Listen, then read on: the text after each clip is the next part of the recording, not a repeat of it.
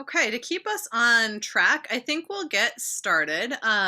Thank you all for joining us today to learn more about the tax credit and deduction program. Just a few reminders. Try to keep yourselves on mute unless it's kind of the Q&A period. Feel free to introduce yourself in the chat so everybody knows who's here. And then as we go along, you can also post questions in the chat, and I will try to monitor that as they come up so we can have our presenters jump in. But we will also have time specifically for Q&A after the tax presentation and again after the second half of the presentation. So we will have time set aside for that. And we also are going to record this, so it'll be available afterwards, either for yourself or for sharing. So to kick things off, my name is Andrea Retke, and I'm with EdAllies. We are a Minnesota education advocacy nonprofit with a mission to help all students access a rigorous and engaging education. And we touch on a whole host of issues and are excited to talk more about this issue here today. Jennifer Loon is a senior policy fellow on our team, and she's going to jump in later in the presentation to talk a little bit more about the policy side of things. We're co-hosting the session today with Youthprise. They're a nonprofit that advocates and works to increase equities for Minnesota's Indigenous, low-income, and racially diverse youth. They also operate the Minnesota Afterschool Advance program, which you're going to get the chance to hear a little bit more about later in the presentation. Then finally, we have Mike Crabtree, who is a CPA here in Minnesota, and he kind of brings the expert lens to the panel today. He's going to share more about sort of the technical side of the tax credit, the ins and outs, and what you need to know about what qualifies, how to access the program. And I am going to start off by kicking things straight over to him. Hey, thanks, Andrea. Yeah, the K-12 tax credit and subtraction is our main discussion point here today. So I thought we would start off by kind of identifying the difference between a credit and a subtraction, because they kind of blend together, and I think a lot of times people don't understand the difference, and it is a very significant difference. The way it works is a tax credit is an actual offset to the amount of tax that you pay. Whereas a subtraction is what we usually think of as a tax deduction. That reduces the amount of income that is subject to the tax. So the benefit that you get from a subtraction is a function of your tax rate. And I thought maybe I'd kind of illustrate this by this example here, where let's just say we have $1,000 credit versus $1,000 subtraction. And if we have the same $30,000 of income, and if we have subtraction, we subtract that from the 30 and end up with $29,000 of taxable income. Whereas under the credit scenario, we still have 30. We apply the tax rate to that taxable income. And then on the preliminary tax line, you'll see, so in the credit scenario, we have a preliminary tax of $1,500. In the subtraction, it's $1,450 because we've used that subtraction to reduce our taxable income. So we're kind of on par there, but then in the credit scenario, we actually have a tax credit of that same $1,000 we had a subtraction for. So that reduces our total tax liability by $1,000 down to $500. So you see on the same 30,000 of income, the tax credit gives you a benefit of $1,000, whereas the subtraction only gives you a benefit of $50. So that's a pretty significant difference. And in a lot of ways, the credit and the subtraction follow the same rules for a lot of things, but there are some very important differences, and we'll get into those. So Andrea, next slide, please. Great, yeah. So starting with the credit, because the credit, as we just learned, was more significant and potentially a bigger deal. The way it works is you get 75% of qualifying education-related expenses, and with a total cap of a maximum credit of $1,000 per qualifying child. Now, the big thing with the credit is that it phases out as your income gets above a certain level. And that level right now is $33,500. And that's a household income level. That level is hasn't changed since I think the 90s. So it is a pretty low point at which it starts phasing out. And you'll see from the chart below, because there's $1,000 credit for each child, the credit itself is going to phase out at completely phase out at a different level depending on your number of children. But along the spectrum between this 33.5 and whatever that cap is, you got to realize that the credit amount, the maximum credit amount, is shrinking. So as you get right up close to these household income limits, you're not getting much of a credit. So yeah, next slide, thanks. One thing about this is it's measured by income, but it's not the income that you would think. It's not taxable income on your return, your tax return. It starts with your federally adjusted gross income, which is a number on your tax return, but then you add back a lot of deductions and non-taxable income to get you to this income figure that we're using for these phase outs. So if you have, for example, and there are 16 different additions listed in the statute, but here are some kind of common ones. Whereas if you have, non-taxable income can take a lot of different forms. Cash public assistance is added back. If you made a deduction, a pre-tax contribution to your 401k, or made a deductible contribution to an IRA, we add that back. If you got any workers' compensation, those things are added back, and various other kinds of scholarships, fellowships. If you're a teacher and you get that $250 above the line educator expense, we add that back too. So the income figure increases more. It's a higher number than you might expect if you just looked at your tax return, and therefore the faster that number increases, the more of a phase out of the credit you get. Okay, next slide, Andrea. Okay, the credit itself is claimed on, and there's a special schedule for it that goes in your Minnesota tax return. It's the M1ED. And it's pretty self-explanatory. You just go fill up the various lines, and there are some good thorough instructions to that, but there's some confusing parts to it too. One thing we need to keep in mind is that you can't claim the credit if you file married filing separately.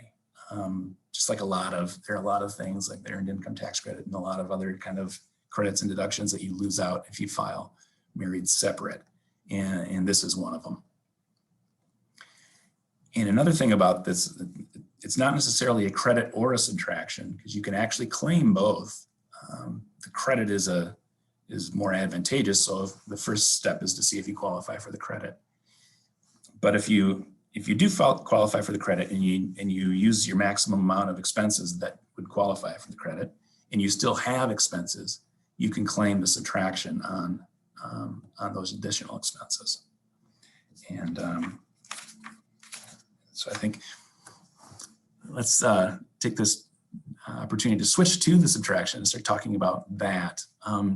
Again, the subtraction is a tax deduction. It's reducing your income that is subject to the tax. And it is claimed on a completely separate form, the Schedule M1M, which is part of your Minnesota tax return, which is a schedule that lists out all the various differences between your federal income and your Minnesota income.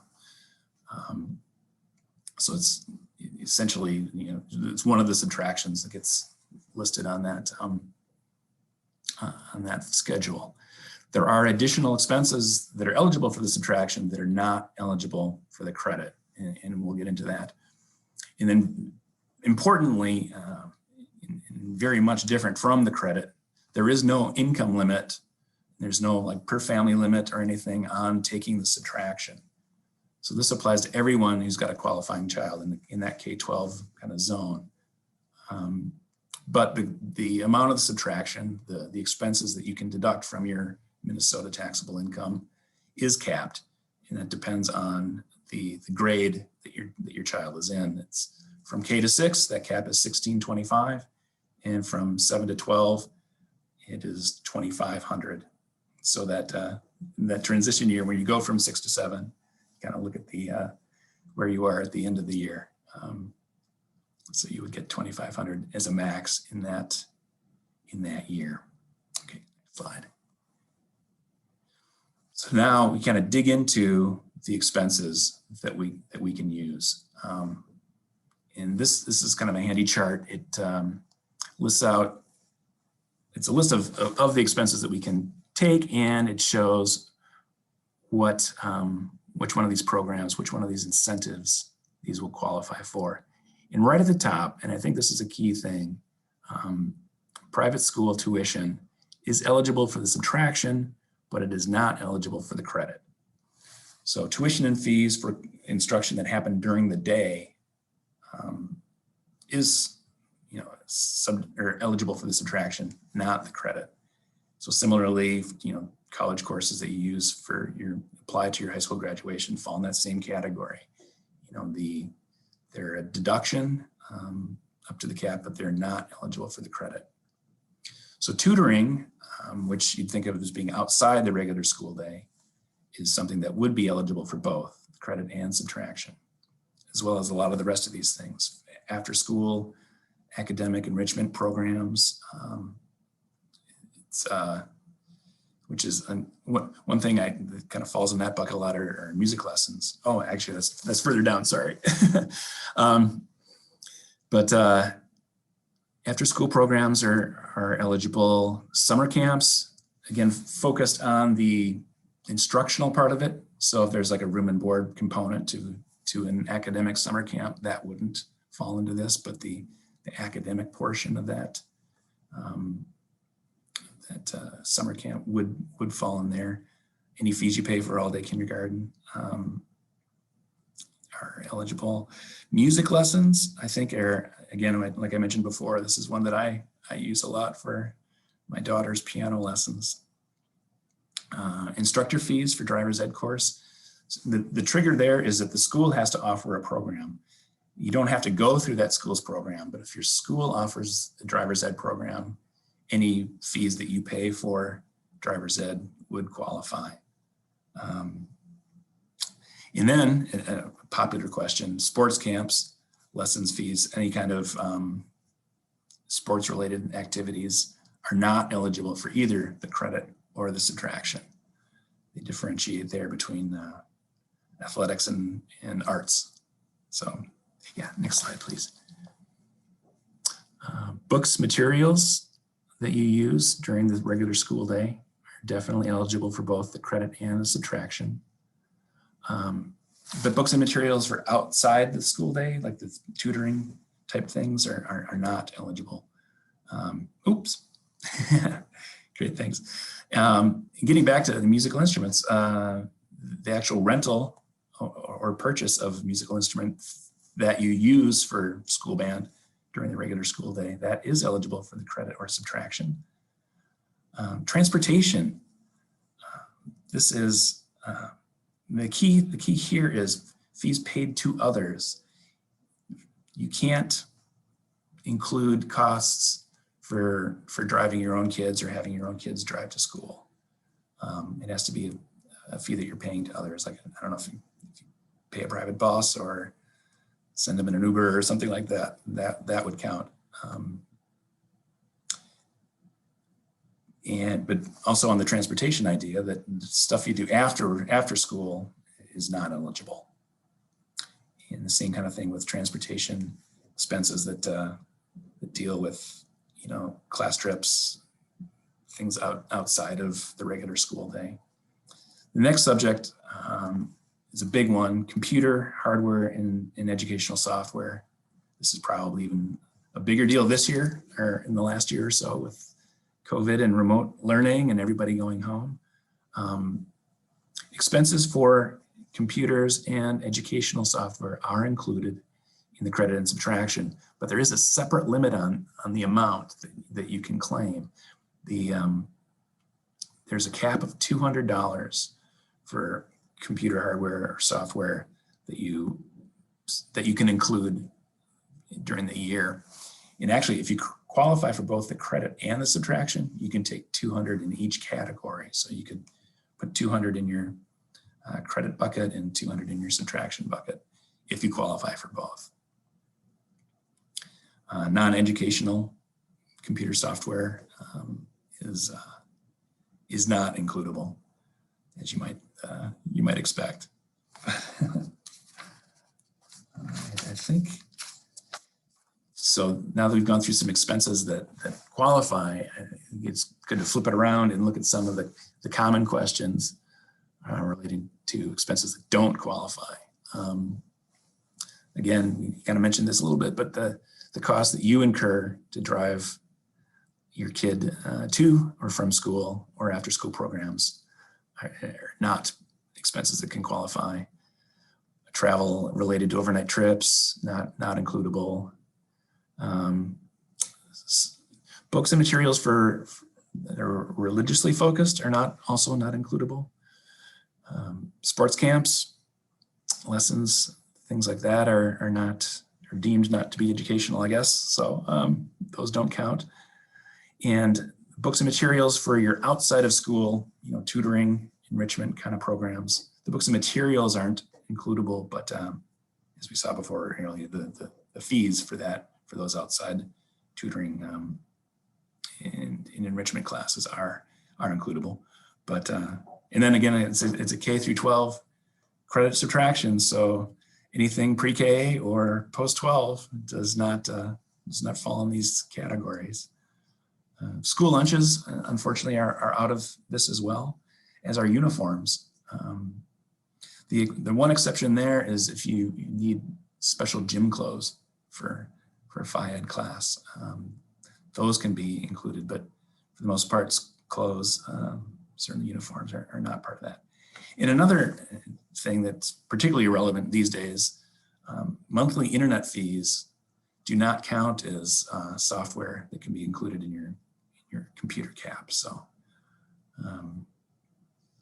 as it currently stands, that's not part of the educational expenses that can be included for the credit or the subtraction. So yeah, that's, I think, where I'm at there. I definitely want to have some room for Q&A and kind of rattled through that a little fast, but hopefully you have some questions or things we can go off. I don't know if you want to type them in the chat box or if Andrea, I'll let you negotiate that. Yeah, no, I think that was great. And I always learn a lot about taxes. It's fascinating. I would say that folks can go ahead and either put their comments in the chat, or if they'd like to come off of mute and speak, that's just fine too. Either way works. One thing that I was hoping you can clarify, my understanding is that the credit would be a refundable credit, meaning that even if somebody didn't owe taxes, they would still get paid that $1,000 basically to reimburse them. Is that correct?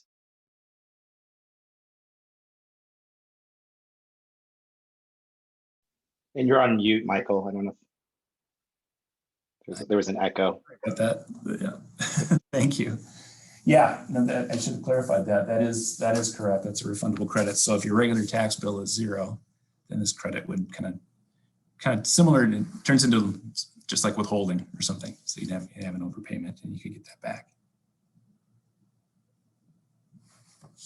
I just had a quick question. Josh Crossan here. You said that you can count computer expenses for a deduction and for the credit, say $200 in each. Is that double counting that $200, or would you have to spend the $400 to split between the two? You would have to spend $400. Yeah, sorry. Yeah, up to $400. You can take $200 of whatever your expenses are, put them in the credit bucket, $200 into the deduction bucket. But yeah, you're right. You wouldn't count the same dollars twice. Yeah. And there's also a good question in the chat about who's a qualified instructor for tutoring and how a parent confirms that, just to kind of make sure it would actually qualify for either the credit or deduction. Yeah, that's a really good question. It's pretty interesting. And it's there's kind of a bullet point list. The one that I think is kind of a catch-all is that if you've got a bachelor's degree, you are a qualified instructor. It doesn't even have to be in the topic that's being taught. So that's going to cover a lot of folks. just by having a bachelor's degree. The other items that can qualify you as a qualified instructor. If you're a Minnesota licensed teacher, obviously that works. If you're directly supervised by a Minnesota licensed teacher, then that would qualify.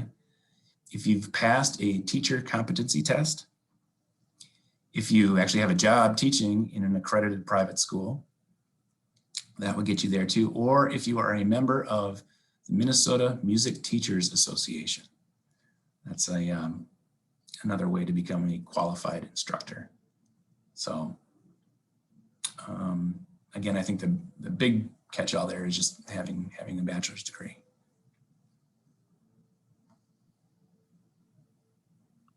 I'm curious about special ed expenses outside of school, like for private therapy, OT, speech, things like that. That's a great question. I am not sure if that would qualify unless it's academic. I mean, if it's medical, then that's in a different category. But I think, to the extent that it could be considered tutoring, it would qualify. I am not. I'm looking at my various lists here to see anything about that. Yeah, this is Matt Norris. So we we work with service providers all across the state trying to navigate these rules. And that is a bit of a fuzzy area on that one. In the academic realm, if you look at the actual statute, it has to tie back to one of the core curriculum areas in Minnesota statute. And so if you could tie it to like language arts or something like that, you probably have a reasonable case to make, but you would have to ultimately tie it back in the academic realm to one of those core curriculum areas. So, language arts, math, science, social studies, something like that. Excellent. Thanks, Matt. Just to follow up on that, is that also, I imagine a lot of families look at sort of summer enrichment program and they're trying to figure out whether it qualifies for this credit. So anything that qualifies as just sort of childcare, I don't think would count, but what is the thing that flips it into being sort of the type of enrichment that would qualify for this credit?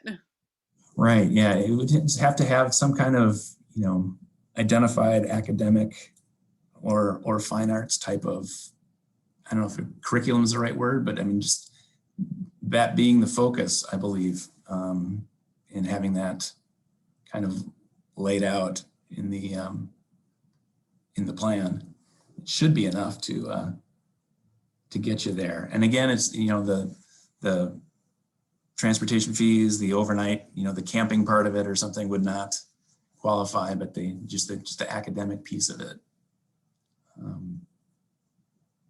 should. And hopefully, they've got that broken out for you.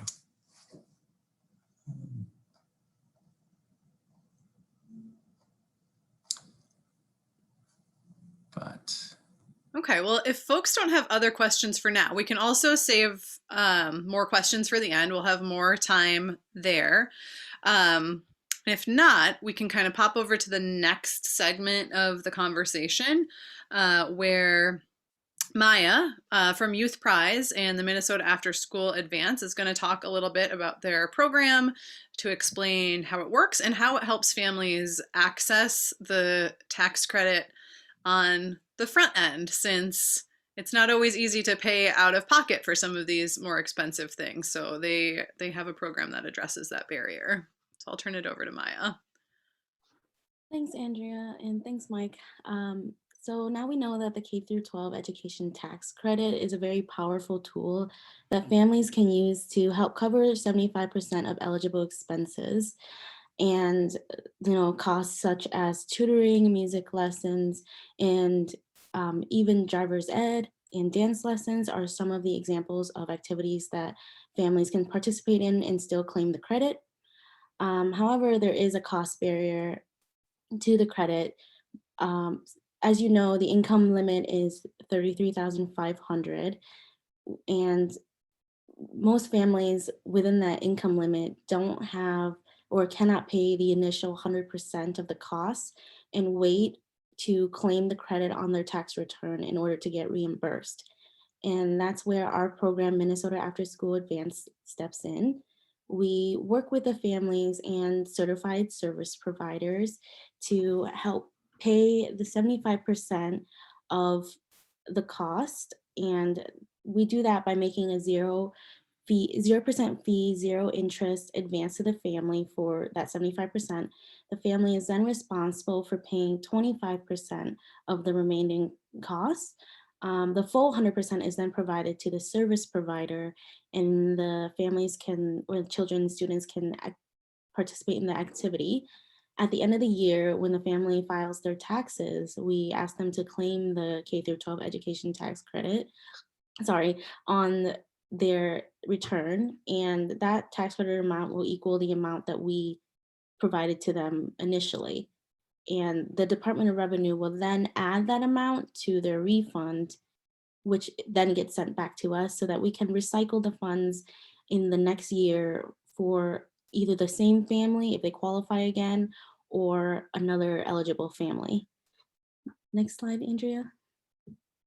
A family would get started with our program by applying on our website. We have an online application. Each student would have to complete an application, and once they are approved and we confirm their eligibility, we can then provide for up to $1,000, which is stated in the credit. And the family can then register with the service providers that we work with, or if they are interested in another service provider and they think that they would be eligible, we can then work with that service provider to get them certified with the Minnesota Department of Education. After they select their activity, the family can then pay their 25%, and we would pay the remainder, then they can start. They can apply on our website, as I said before, and we anticipate that our application will be opening up in the late spring.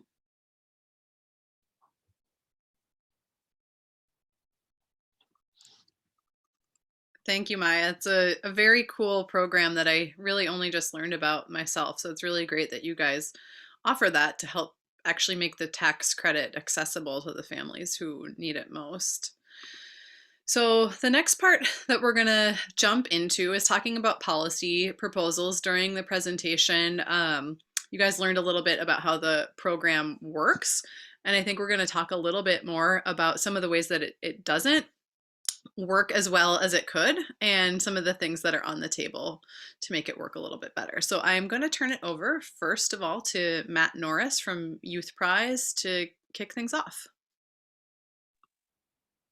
Thanks, Andrea, and great to be with everybody this afternoon. As Andrea mentioned, there's a bunch of policy proposals going around to address some of the things that Mike went through that are sometimes kind of a head scratcher when you think about how this tax credit was designed.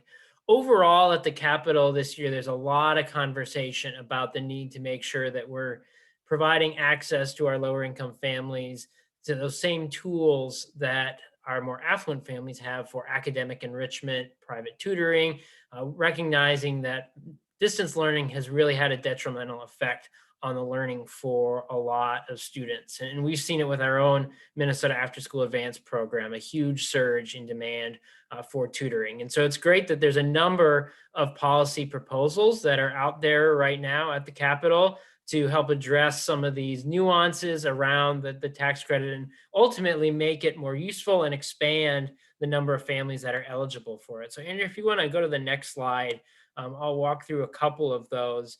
The first is House File blank and Senate File 570.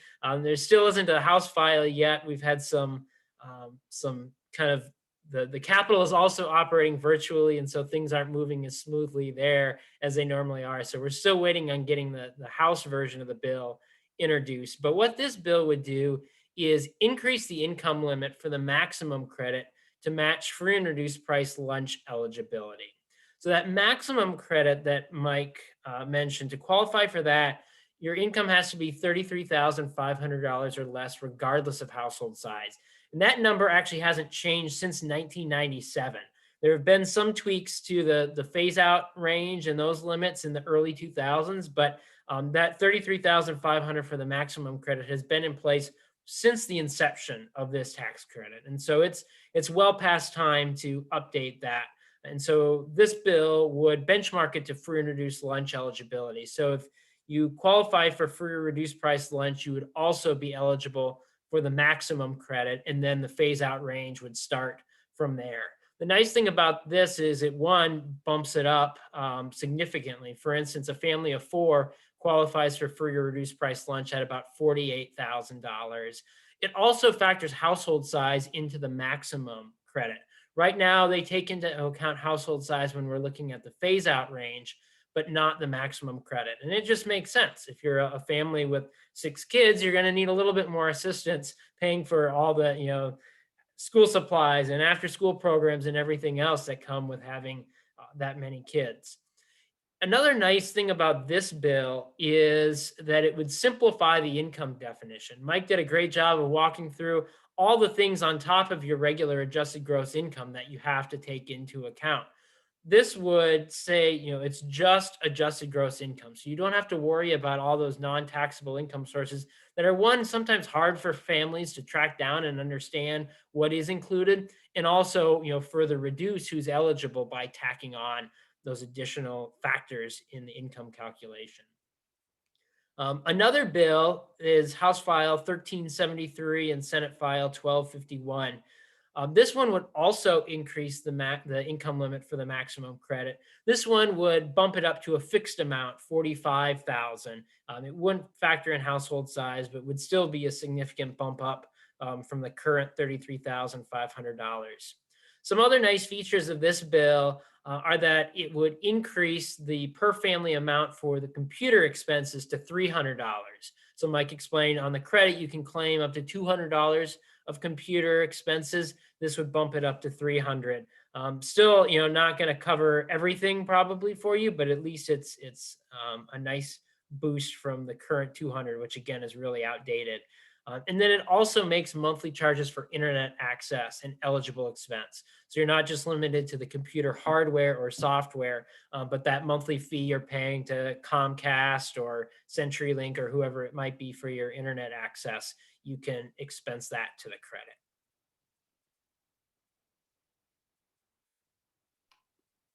Okay, excellent.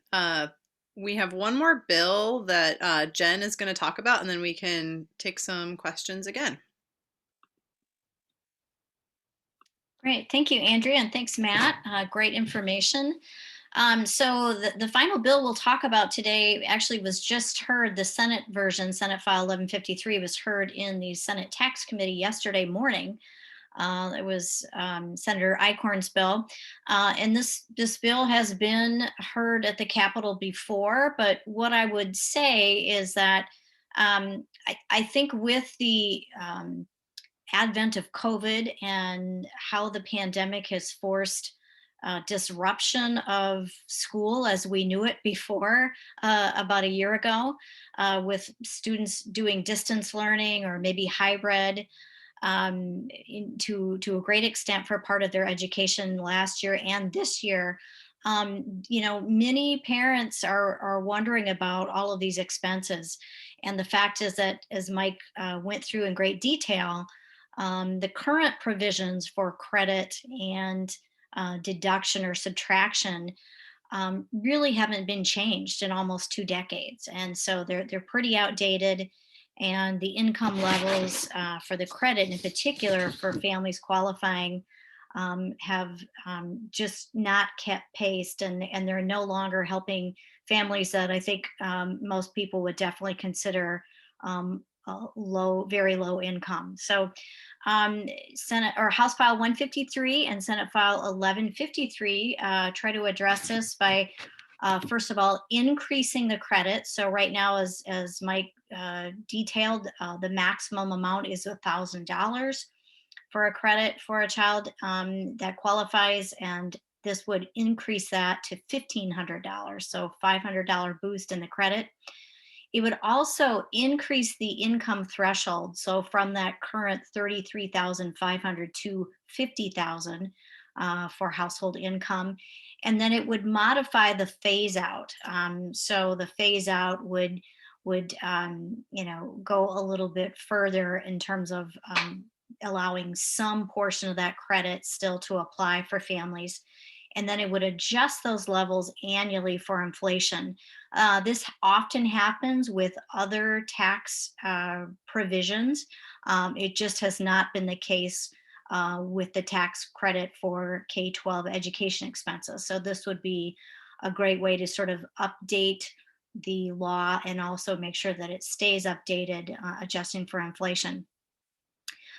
Next, and this is probably the really big distinguishing factor between some of the other legislative proposals, and also the difference between the credit and the deduction in current law. It would allow private school tuition to be allowable as an expense for the credit.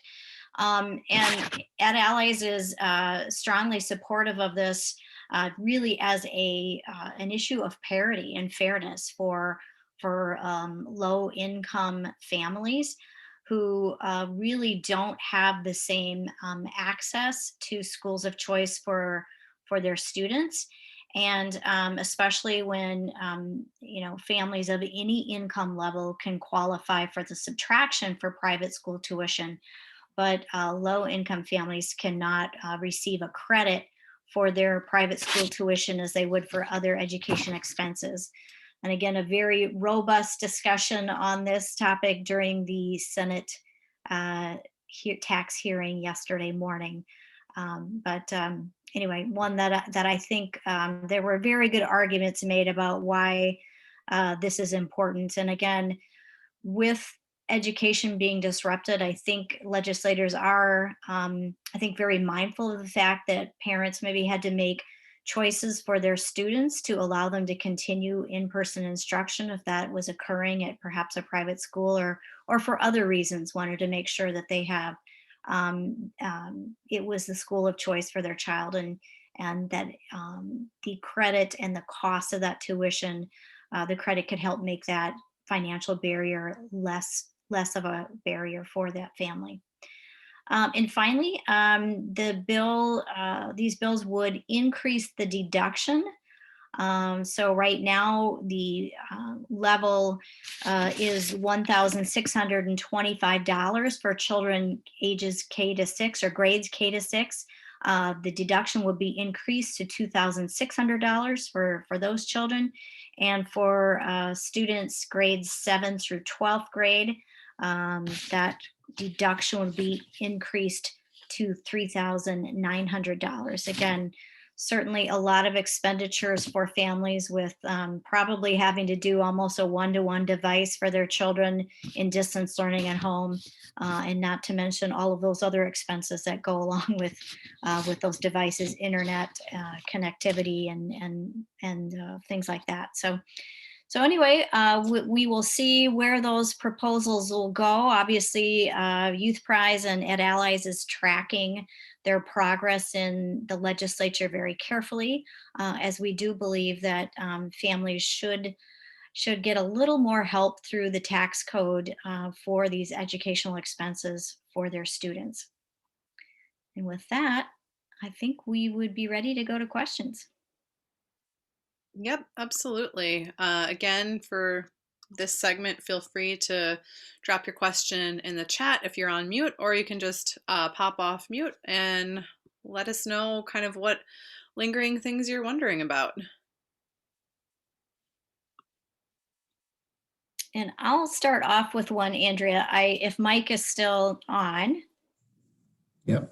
Yep. Okay. So Mike, I have a friend who's a tax preparer, and she told me that that these expenses, that if they're on your tax return, may be an area where the Department of Revenue likes to audit. Do you have any experience on that or comment on that at all?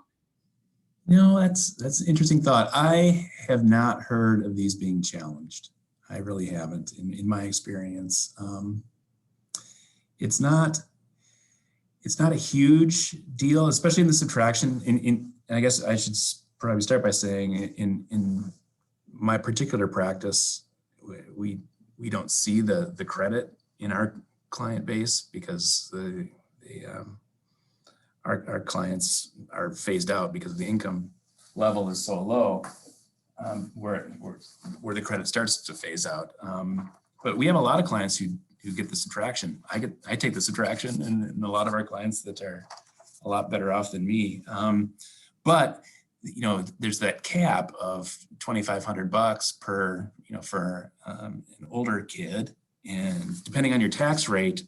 So at the top Minnesota rate of 9.85, that $2,500 gives you a benefit of $246.25 off your tax bill. So it's not a huge target, you know, and I don't think the Department of Revenue spends a whole lot of their resources digging into that. But you know, different other professionals' experience may vary, but we have not seen a whole lot of audit activity around these credit or the subtraction.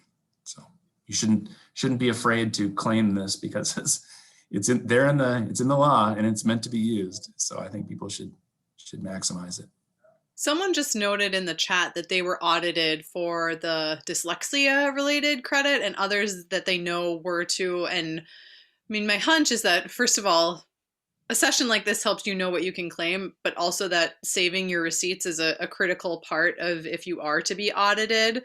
Do you have any other thoughts or comments on that? Yeah, that's definitely the case, and that's the case across the board with any kind of deduction that you have in your tax returns. It's all about documentation and keeping receipts and keeping them in a place where you can access them later, because a lot of times audits don't come for a year or two after you file. So yeah, keep all your documentation. I think is the key there. And I think on that note, what I'm interested in hearing from anybody on this is you know, how widely used are, like, what's the gap between like folks who would qualify for a credit or the subtraction and the amount of families that take advantage of it, and like what do folks see as like the main barriers to taking advantage of this? Yeah, I think you had this. Yeah, I can speak to the credit. I don't know the numbers for the subtraction, but since we deal with the credit, I can speak to that. And that's one of the main reasons why we started the Minnesota Afterschool Advance program, is because only right now about 34% of eligible families in Minnesota are claiming the credit, and they're only using about 4% they're only claiming about 4% of the total potential funding each year. If every family in the state who is eligible utilized the full amount, it would be about $275 million a year going to help low-income families with these expenses. And so there's a lot of money being left on the table with this potentially powerful tool. And so we started Minnesota Afterschool Advance with the intent of trying to shrink that gap and make it easier for more families to tap into this tool. Yeah, I don't have any statistics on the use of the subtraction, but I know it's something that we always ask our clients about when we know they have kids in the K-12 range, because there's always, you know, some kind of expense. You know, if they go to private school, then it's just automatically the max. But there's usually something that can be claimed there. You have eligible children. Right. I think, you know, Matt's absolutely right. I mean, I went back and looked at the Department of Revenue publishes a what they call a tax expenditure report. And I know this is counterintuitive to people. It was for me too when I served on the House Tax Committee years ago. But money that the state gives back to you is considered a tax expenditure for the state. So they are spending to give you back some of your money. So the tax expenditure report showed that the amount for the credit actually has been going down in recent years. And I would say, despite what I think we all know is high need, and certainly not a lack of low income families with children in K-12. So I think what that signals is that one is just awareness of the credit and maybe help with accessing it, and programs like the Minnesota Advantage or Advance program that Youthprise operates, because being able to sort of front the money for those experiences you want for your child, and being able to wait for the credit is really a privilege that lower income families don't have. So I think that's one thing. I think the other is that the income level is so very low that there's still many families sort of caught in between the assistance that a refundable credit offers and the subtraction, that really just aren't able to get this help and the support that they need. And so that's why these legislative proposals are so important. The provisions are really, a good idea and a good concept behind them, but they're just really outdated. Right. Yeah. For families that are in that in-between zone where maybe they don't owe taxes anyway, the subtraction doesn't do them a lot of good, because there's nothing really that they need to subtract from to kind of have their liability be zero. One follow-up from Rashad for Maya. He's wondering if your organization offers application assistance for parents interested in applying. That's a good question. It is dependent on the volume. As volume increases, we're not as able to have personalized assistance with the families.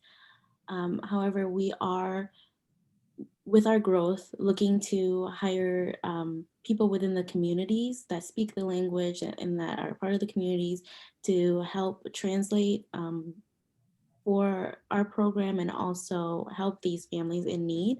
Also, we offer translated versions of the applications that the families can use as well.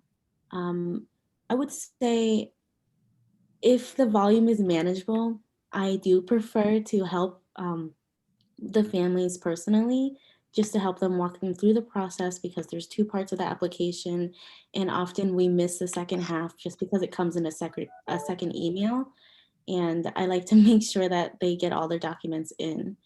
But as it increases, as we expect it to, I don't think I would have the capability to do so. But right now, we do have that capability. And I would just jump in with another suggestion or tidbit of information.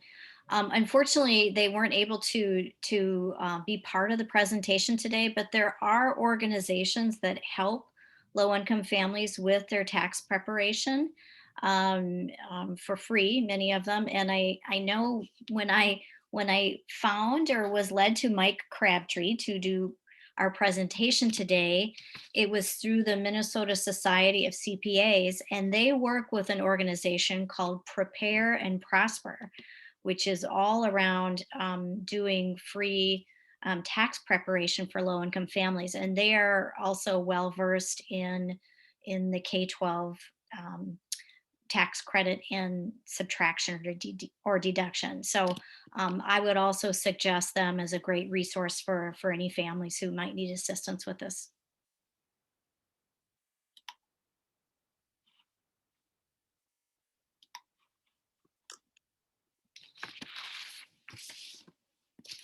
Okay, I'll leave a second here for questions, but if there are no more questions, I appreciate you all coming today. Hopefully you learned something new about a slightly new topic for, I'm sure, a lot of you on the call.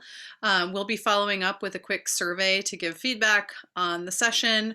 Would appreciate you taking just a few moments to fill that out.